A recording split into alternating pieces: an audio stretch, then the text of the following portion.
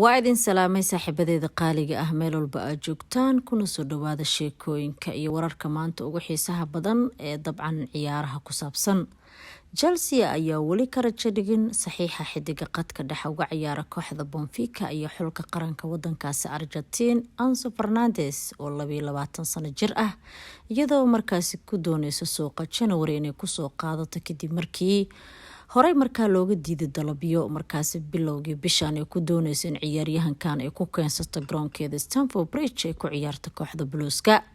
Dhanka kale Everton ayaa wada hadallo la yeelatay toobrii hore ee kooxda Leeds ee lagu magacaabo Marcelo Plasia si ay markaa bedel uga dhigto Super Frank Lampard toobrahoodii hore ee markaa iska ceeriyeena.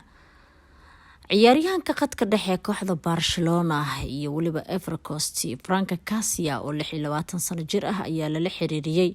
inuu u dhaqaaqayo Stamford Bridge laakiin waxa uu qarka u saaran yahay inuu markaa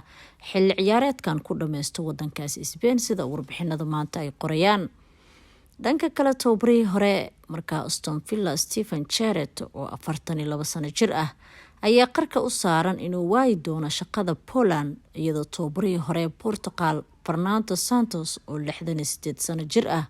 uu ku dhow yahay in loo magacaabo dabcan toobaraha cusub ee xulka qaranka wadankaasi Poland. warbixinadaas ayaa ugu waaweynaa maanta warbixinada dabcan ciyaaraha laga qoray.